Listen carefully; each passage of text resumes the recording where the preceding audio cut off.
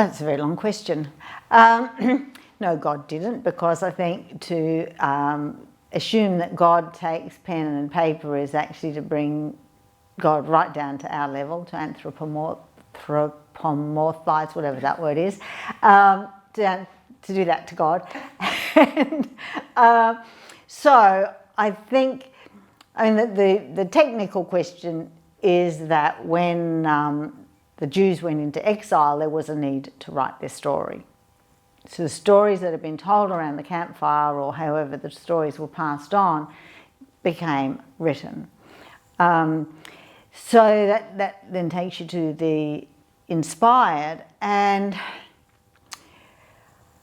well, I guess we would always say there are people among us that have what I would say is, for want of a better word, deeper relationship with God, or a deeper connection, and out of that comes this real desire to share something of great depth.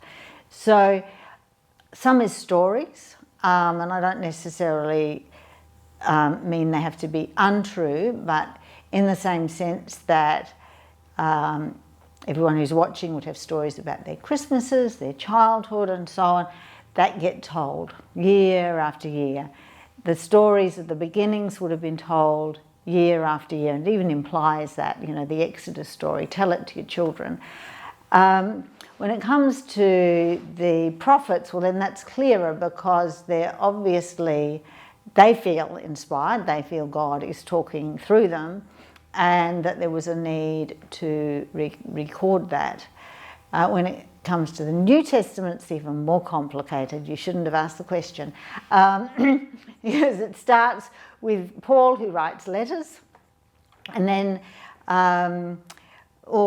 after Jerusalem fell, again there was a need, perceived need, to actually capture the stories of Jesus' life, because as they were being told and retold, there were changes, and people just felt, before any connection with the beginning is lost, let's write them down. But again, they would have been people with a deep faith, wanting to communicate that faith, and wanting to make sure that that communication was in a form that was fairly unchangeable, I guess, and not going to be lost. And I think there was a third part. No, I'm done.